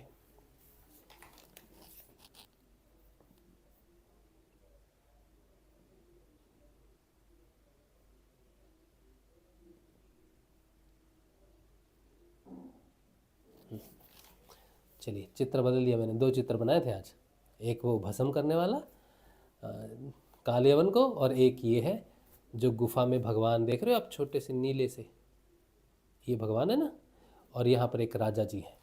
तो इनके बीच में कुछ वार्तालाप चल रही है गुफा के अंदर में। अभी हम पढ़ते हैं क्या है। एक बार इंद्रादि देवता असुरों से अत्यंत भयभीत हो गए थे। उन्होंने अपनी रक्षा के लिए राजा मुचुकुंद से प्रार्थना की और उन्होंने बहुत दिनों तक उनकी रक्षा की। जब बहुत दिनों के बाद देवताओं को सेनापति के रूप में स्वामी कार्तिकेय मिल गए, तब उन लोगों ने राजा मुचुकुंद से कहा, राजन, आपने हम लोगों की रक्षा के लिए बहुत श्रम और कष्ट उठाया है, अब आप विश्राम कीजिए। वीर शिरोमणे, आपने हमारी रक्षा के लिए मनुष्य लोक का अपना अकंटक राज्य छोड़ दिया और जीवन की अभिलाषाएं तथा भोगों का भी परित्याग कर दिया। अब आपके पुत्र, रानियां, बंधु बांधव और आमत्य मंत्री तथा आपके समय की प्रजा में से कोई नहीं रहा। सब के सब काल के गाल में चले गए हैं। काल समस्त बलवानों से भी बलवान है। वह स्वयं परम समर्थ, अविनाशी और भगवत स्वरूप है। जैसे ग्वाले पशुओं को अपने वश में रखते हैं, वैसे ही वह खेल खेल में सारी प्रजा को अपने अधीन रखता है। राजन, आपका कल्याण हो। आपकी जो इच्छा हो हमसे मांग लीजिए। हम कैवल्य मोक्ष के अतिरिक्त आपको सब कुछ दे सकते हैं, क्योंकि कैवल्य मोक्ष देने की सामर्थ्य तो केवल अविनाशी भगवान विष्णु में ही है। तो एक राजा थे, वो राजा थे इक्ष्वाकु वंशी महाराज मानधाता के पुत्र राजा मुचुकुंद। भगवान श्री राम का वंश इक्ष्वाकु वंश। अच्छा, वो देवताओं ने उनसे प्रार्थना की कि हमारी रक्षा करो दैत्य से। तो वो कई वर्षों तक लड़ते रहे। और जब कार्तिकेय के रूप में उनको सेनापति मिल गए देवताओं को तो उन्होंने कहा कि महाराज, अब आप रेस्ट करो, क्योंकि अभी आपका कोई बचा नहीं है आपके परिवार में, आपने सबका त्याग कर दिया है, सब काल के गाल में चले गए हैं। तो आप बताइए हम आपके लिए क्या कर सकते हैं। तो राजा ने क्या कहा, परम यशस्वी राजा मुचुकुंद ने देवताओं के इस प्रकार कहने पर उनकी वंदना की और बहुत थके होने के कारण निद्रा का ही वर मांगा तथा उनसे वर पाकर वे नींद से भरकर पर्वत की गुफा में जाकर सो गए। उस समय देवताओं ने कह दिया था कि राजन, सोते समय यदि आपको कोई मूर्ख बीच में ही जगा देगा तो वह आपकी दृष्टि पड़ते ही उसी क्षण भस्म हो जाएगा। हे परीक्षित, जब काल यवन भस्म हो गया तब यदुवंश शिरोमणि भगवान श्री कृष्ण ने परम बुद्धिमान राजा मुचुकुंद को अपना दर्शन दिया। भगवान श्री कृष्ण का श्री विग्रह वर्षाकालीन मेघ के समान सांवला था, रेशमी पीतांबर धारण किए हुए था। वक्ष स्थल पर श्रीवत्स और गले में कौस्तुभमणि अपनी दिव्य ज्योति बिखेर रहे थे। 4 भुजाएं थी, वैजयंती माला अलग ही घुटनों तक लटक रही थी। मुख कमल अत्यंत सुंदर और प्रसन्नता से खिला हुआ था। कानों में मकराकृत कुंडल जगमगा रहे थे। होठों पर प्रेम भरी मुस्कुराहट थी और नेत्रों की चितवन अनुराग की वर्षा कर रही थी। अत्यंत दर्शनीय तरुण अवस्था और मतवाले सिंह के समान निर्भीक चाल। राजा मुचुकुंद यद्यपि बड़े बुद्धिमान और धीर पुरुष थे, फिर भी भगवान की यह दिव्य ज्योतिर्मय मूर्ति देखकर कुछ चकित हो गए। उनके तेज से हत प्रतिभ हो सक पका गए। भगवान अपने तेज से दुर्धर्ष जान पड़ते थे। राजा ने तनिक शंकित होकर पूछा। राजा मुचुकुंद ने कहा, आप कौन हैं? इस कांटों से भरे हुए घोर जंगल में आप कमल के समान कोमल चरणों से क्यों विचर रहे हैं? और इस पर्वत की गुफा में ही पधारने का क्या प्रयोजन था? क्या आप समस्त तेजस्वियों के मूर्तिमान तेज अथवा भगवान अग्निदेव तो नहीं हैं? क्या आप सूर्य, चंद्रमा, देवराज इंद्र या कोई दूसरे लोकपाल हैं? मैं तो ऐसा समझता हूँ कि आप देवताओं के आराध्य देव ब्रह्मा, विष्णु तथा शंकर, इन तीनों में से पुरुषोत्तम भगवान नारायण है। क्या बात है, क्या बात है, क्या बात है जी। महाराज मुचुकुंद, आप स्वयं सच में बहुत बुद्धिमान है जो आपने ऐसी बात कही कि आप जो हैं नारायण ही हैं, क्योंकि जैसे श्रेष्ठ दीपक अंधेरे को दूर कर देता है, वैसे ही आप अपनी अंग कांति से इस गुफा का अंधेरा भगा रहे हैं। पुरुष श्रेष्ठ, यद्यपि आपको रुचे तो हमें अपना जन्म, कर्म और गोत्र बतलाइए, क्योंकि हम सच्चे हृदय से उसे सुनने के इच्छुक हैं। और पुरुषोत्तम, यदि आप हमारे बारे में पूछें तो हम इक्ष्वाकु वंशी क्षत्रिय हैं। मेरा नाम है मुचुकुंद और प्रभु, मैं युवनाश्व नंदन महाराज मानधाता का पुत्र हूँ। बहुत दिनों तक जागते रहने के कारण मैं थक गया हूँ। निद्रा ने मेरी समस्त इंद्रियों की शक्ति छीन ली थी, उन्हें बेकाम कर दिया था। इसी से मैं इस निर्जन स्थान में निर्द्वंद हो रहा था। अभी अभी किसी ने मुझे जगा दिया। अवश्य उसके पापों ने ही उसे जलाकर भस्म कर दिया है। इसके बाद शत्रुओं के नाश करने वाले परम सुंदर आपने मुझे दर्शन दिया। महाभाग, आप समस्त प्राणियों के माननीय हैं। आपके परम दिव्य और सहाय तेज से मेरी शक्ति खो गई है। मैं आपको बहुत बहुत देर तक देख भी नहीं सकता। हाय, कितना सुंदर। जब राजा मुचुकुंद ने इस प्रकार कहा, तब समस्त प्राणियों के जीवन दाता भगवान श्री कृष्ण ने हंसते हुए मेघ ध्वनि के समान गंभीर वाणी से कहा। भगवान बोले, प्रिय मुचुकुंद, मेरे हजारों जन्म, कर्म और नाम हैं। वे अनंत हैं, इसलिए मैं भी उनकी गिनती करके नहीं बतला सकता। यह संभव है कि कोई पुरुष अपने अनेक जन्मों में पृथ्वी के छोटे छोटे धूल कणों की गिनती कर डाले, परंतु मेरे जन्म, गुण, कर्म और नामों की कोई कोई किसी प्रकार कोई गिनती नहीं है, कोई उन्हें गिन नहीं सकता है। हे राजन, सनक, सनंदन आदि परम ऋषिगण मेरे त्रिकाल सिद्ध जन्म और कर्मों का वर्णन करते रहते हैं, परंतु कभी उनका पार नहीं पाते। प्रिय मुचुकुंद, ऐसा होने पर भी मैं अपने वर्तमान जन्म, कर्म और नामों का वर्णन करता हूँ। सुनो। हाय हाय प्रभु, जय हो जय हो। पहले ब्रह्मा जी ने मुझसे धर्म की रक्षा और पृथ्वी के भार बने हुए असुरों का संहार करने के लिए प्रार्थना की थी। उन्हीं की प्रार्थना से मैंने यदुवंश में वसुदेव जी के यहाँ अवतार ग्रहण किया है। अब मैं वसुदेव जी का पुत्र हूँ, इसलिए लोग मुझे वासुदेव कहते हैं। अब तक मैं कालनेमी असुर का, जो कंस के रूप में पैदा हुआ था, तथा प्रलंब आदि अनेकों साधु द्रोही असुरों का संहार कर चुका हूँ। राजन, यह काल यवन था, जो मेरी ही प्रेरणा से तुम्हारी तीक्ष्ण दृष्टि पड़ते ही भस्म हो गया। वही मैं तुम पर कृपा करने के लिए ही इस गुफा में आया हूँ। तुमने पहले मेरी बहुत आराधना की है और मैं हूँ भक्तवत्सल, इसलिए राज ऋषि, तुम्हारी जो अभिलाषा हो मुझसे मांग लो। मैं तुम्हारी सारी लालसा अभिलाषाएं पूर्ण कर दूंगा। जो पुरुष मेरी शरण में आ जाता है, उसके लिए फिर ऐसी कोई वस्तु नहीं रह जाती जिसके लिए वह शोक करे।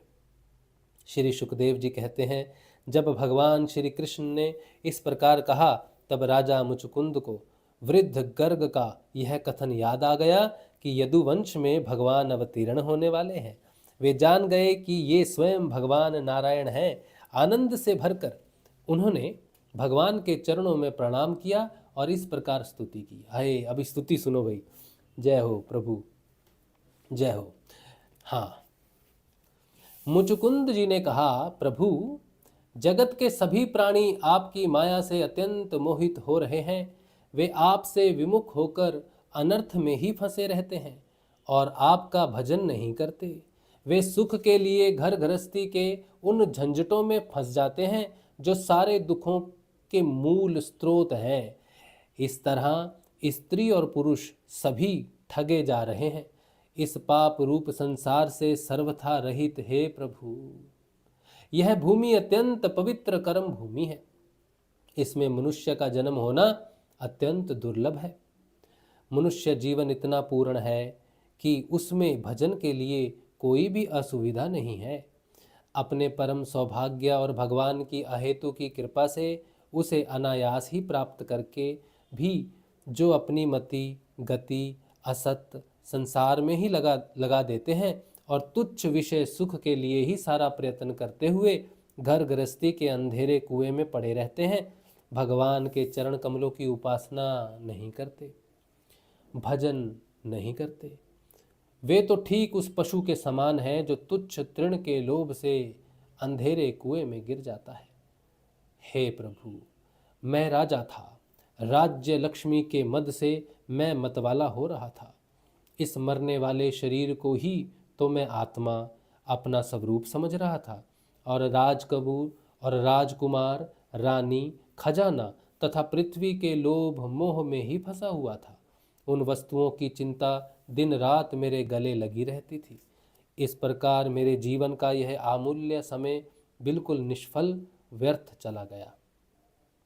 जो शरीर प्रत्यक्ष ही घड़े और भीत के समान मिट्टी का है और दृश्य होने के कारण उन्हीं के समान अपने से अलग भी है, उसी को मैंने अपना स्वरूप मान लिया था और फिर अपने को मान बैठा था नरदेव। इस प्रकार मैंने मदांध होकर आपको तो कुछ समझा ही नहीं। रथ, हाथी, घोड़े और पैदल की चतुरांगिनी सेना तथा सेनापतियों से घिरकर मैं पृथ्वी में इधर उधर घूमता रहता था। मुझे यह कहना चाहिए और यह नहीं करना चाहिए, इस प्रकार विविध कर्तव्य और अकर्तव्यों की चिंता में पड़कर मनुष्य अपने एकमात्र कर्तव्य भगवत प्राप्ति से विमुख होकर परमत्त हो जाता है, असावधान हो जाता है। संसार में बांध रखने वाले विषयों के लिए उसकी लालसा दिन दूनी रात चौगुनी बढ़ती ही जाती है। परंतु जैसे भूख के कारण जीभ लपलपाता हुआ सांप असावधान चूहे को दबोच लेता है, वैसे ही काल रूप से सदा सर्वदा सावधान रहने वाले आप एकाएक उस प्रमादग्रस्त प्राणी पर टूट पड़ते हैं और उसे ले बीतते हैं। कितना सुंदर बात कही भगवान के बारे में कि भगवान ही है वो काल, जो पहले सोने के रथों पर अथवा बड़े बड़े गजराजों पर चढ़कर चलता था और नरदेव कहलाता था। वही शरीर आपके आबाध काल का ग्रास बनकर बाहर फेंक देने पर पक्षियों की विष्ठा, धरती में गाड़ देने पर सड़कर कीड़ा और आग में जला देने पर राख का ढेर बन जाता है। प्रभु, जिसने सारी दिशाओं पर विजय प्राप्त कर ली है और जिससे लड़ने वाला संसार में कोई रह नहीं गया है, जो श्रेष्ठ सिंहासन पर बैठता है और बड़े बड़े नरपति जो पहले उसके समान थे अब जिसके चरणों में सिर झुकाते हैं, वही पुरुष जब विषय सुख भोगने के लिए जो घर गृहस्थी की एक विशेष वस्तु है स्त्रियों के पास जाता है, तब उनके हाथ का खिलौना उनका पालतू पशु बन जाता है। बहुत से लोग विषय भोग छोड़कर पुनः राज्य आदि भोग मिलने की इच्छा से ही दान पुण्य करते हैं और मैं फिर जन्म लेकर सबसे बड़ा परम स्वतंत्र सम्राट हूँ ऐसी कामना रखकर तपस्या में भली भांति स्थित हो शुभ कर्म करते हैं। कितनी सुंदर विवेचना है। क्या क्या सुंदर बात है मनुष्य की। क्यों दान धर्म करता है मनुष्य? क्यों? क्योंकि उसे राजा होना है, उसे भोग भोगने हैं। इस प्रकार जिसकी तृष्णा बढ़ी हुई है वह कदापि सुखी नहीं हो सकता। अपने स्वरूप में एक रस स्थित रहने वाले भगवान, हे भगवान, जीव अनादिकाल से जन्म मृत्यु रूप संसार के चक्कर में भटक रहा है। जब उस चक्कर से छूटने का समय आता है तब उसे सत्संग प्राप्त होता है। ओह हरि हरि बोल हरि बोल। यह निश्चय है कि जिस क्षण सत्संग प्राप्त होता है उसी क्षण संतों के आश्रय कार्य कारण रूप जगत के एकमात्र स्वामी आप में जीव की बुद्धि अत्यंत दृढ़ता से लग जाती है। भगवान, मैं तो ऐसा समझता हूँ कि आपने मेरे ऊपर परम अनुग्रह की वर्षा की, क्योंकि बिना किसी परिश्रम के अनायास ही मेरे राज्य का बंधन टूट गया। साधु स्वभाव के चक्रवर्ती राजा भी जब अपना राज्य छोड़कर एकांत में भजन साधन करने के उद्देश्य से वन में जाना चाहते हैं, तब उसकी ममता बंधन से मुक्त होने के लिए बड़े प्रेम से आपसे प्रार्थना किया करते हैं। हे अंतर्यामी प्रभु, आपसे क्या छिपा है। मैं आपके चरणों की सेवा के अतिरिक्त और कोई भी वर नहीं मांगता, क्योंकि जिनके पास किसी प्रकार का संग्रह परिग्रह नहीं है अथवा जो उसके अभिमान से रहित है, वे लोग भी केवल उसी के लिए प्रार्थना करते रहते हैं। हे भगवान, भला बतलाइए तो सही, मोक्ष देने वाले आपकी आराधना करके ऐसा कौन श्रेष्ठ पुरुष होगा जो अपने को बांधने वाले सांसारिक विषयों का वर मांगेगा।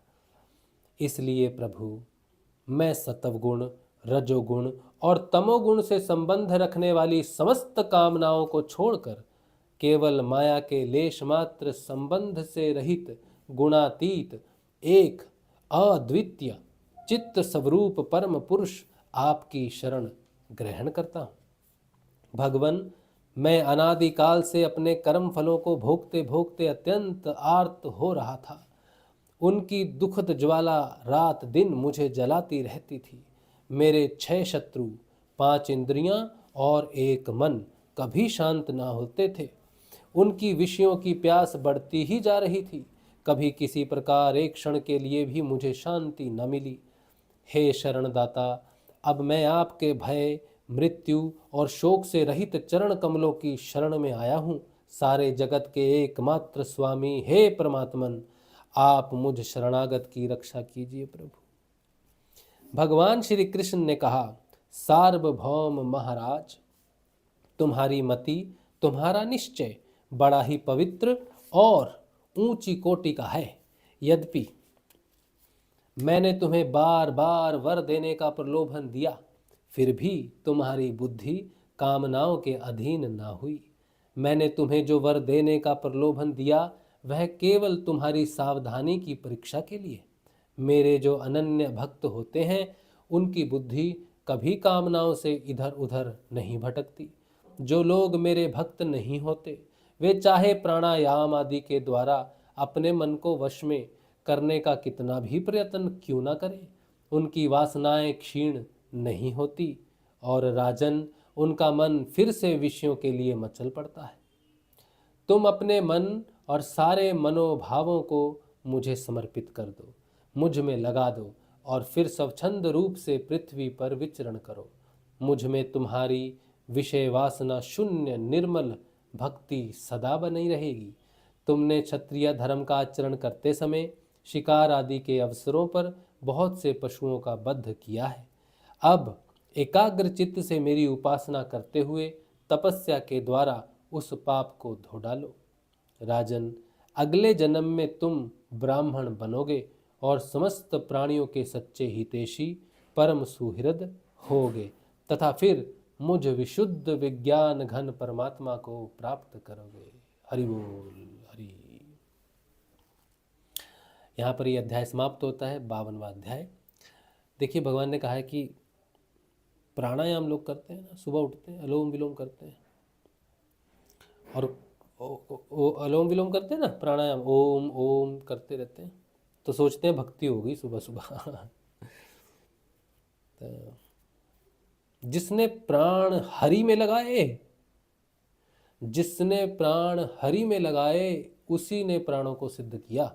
बाकी प्राणायाम वाले तो विषय भोगों में बार बार फंसते रहते हैं, ऐसा भगवान कह रहे हैं। चलिए, तो बाकी कल पढ़ेंगे 52वां अध्याय,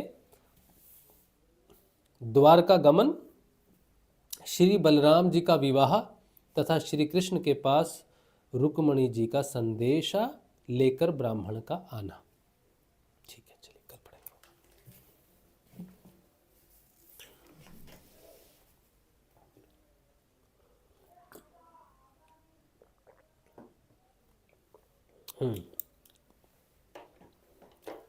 चलिए, क्या प्रश्न है भैया? अमित तोमर, गुरु भाई, मुझे नाद सुनता है जब मैं रात को लेट जाता हूँ सोते टाइम, तो क्या मुझे एजपा जाप लग चुका है? नाद का सुनना एजपा जाप की गारंटी नहीं देता। ठीक है, अब अगर आपको नाद सुनाई दे रहा है तो आपको सोने से पहले नाद का अध्ययन करना चाहिए, और जब तक आपको ध्यान नहीं लगता है तब तक आपको नाद का अध्ययन करना चाहिए। समय मिलने पर जैसी आपकी इच्छा हो, या तो आप नाद को सुनने का प्रयत्न करो ज़्यादा से ज़्यादा, या फिर आप नाम भी जपो, जैसी आपकी इच्छा है, ये आप पर निर्भर करता है। मैंने आपको अपनी स्थिति बताई है, ठीक है। तो एजपा जाप तो गुरु कृपा से ऐसा मंत्र है गुरु जी का, ये सभी को लग जाता है, लेकिन हाँ पता नहीं चलता है हमें, लेकिन गुरु जी की कृपा के बिना तो गाड़ी आगे बढ़ती नहीं, एजपा जाप के बिना तो आध्यात्मिक यात्रा शुरू होती नहीं। तो उम्मीद है कि आपका एजपा जाप ज़रूर लगा होगा। उम्मीद क्या, मुझे पूरी आशा है इस बात की कि आपको एजपा जाप ज़रूर लगा होगा। गुरु जी का मंत्र दिव्य चेतन मंत्र है और आप श्रद्धालु हैं, भगवान के प्रति आपका प्रेम है, गुरु जी के प्रति आपका भाव है, तो आपको ज़रूर लगा होगा, लेकिन फिर भी मैं यही कहूँगा कि आप नाद को अध्ययन करो, ठीक है। और अगर कभी लगे कि यार मैं कुछ नहीं कर रहा हूँ, ऐसा भाव नहीं आना चाहिए। मैं तो जब नाद सुनता था तब मेरे को ये भाव नहीं आता था कि मैं नहीं कर रहा, जब मैं तो दृढ़ विश्वासी था कि मुझे अब नाद ही सुनना है, नाद सुनना ही मेरी साधना है गुरु जी के प्रति, तब मुझे दृढ़ विश्वास था, ठीक है। लेकिन बहुत सारे साधकों को हम बात ये बोलते हैं, उन्हें दृढ़ विश्वास नहीं होता है इस बात पर, फिर भी वो शंका बनी रहती, क्या करूँ भाई, क्या करूँ भाई, क्या करूँ। तो ऐसे जब तक शंका बनी रहे आपके हृदय में, तब तक आपको वही करना चाहिए जो शंका का समाधान करे। यानी कि शंका का समाधान कैसे होता है, फिर नाम जपने से होता है। तो फिर उस साधक को नाम ही जपना चाहिए, बस शंका को अपने हृदय में स्थान नहीं देना चाहिए, ठीक है। चलिए, रीना जी कह रहे अच्छा तो बताइए आपका फेवरेट कलर। हाँ, मेरा फेवरेट कलर है आसमानी कलर, स्काई ब्लू। मुझे ये क्या बोलते हैं, स्काई स्काई ब्लू जो होता है ना कलर, आसमानी कलर जो होता है, जो शुद्ध नीला आकाश होता है, जब बहुत साफ होता है ना, बहुत गर्मी होती है ना जब, तो गर्मी में जैसे आकाश का रंग होता है एकदम नीला, वो वाला नीला, हाँ, वो कलर मुझे बहुत पसंद है, स्काई ब्लू पसंद है। और भी रंग तो सभी पसंद है, बिल्कुल वाइब्रेंट कलर जो होते हैं, पीला, नीला, लाल, एकदम वाइब्रेंट कलर होता है ना, वो भी मुझे बहुत पसंद है। सभी वाइब्रेंट कलर मुझे बहुत पसंद है, जो पूरे खिले हों। पीला तो पूरा पीला खिला होना चाहिए, हरा तो पूरा हरा खिला होना चाहिए, हाँ, ऐसे ब्राउन, कुछ भी, बस पूरा ज़बरदस्त होना चाहिए, मतलब अपनी शिखा पर होना चाहिए। ऐसे कलर हमको बहुत पसंद है। चलिए ठीक है, तो आज का जो सत्संग है वो भगवान श्री गुरुदेव के श्री चरणों में रख देते हैं। कल मिलेंगे हम लोग, कल के ध्यान में और कल के सत्संग में। जय श्री गुरुदेव, जय श्री दाता।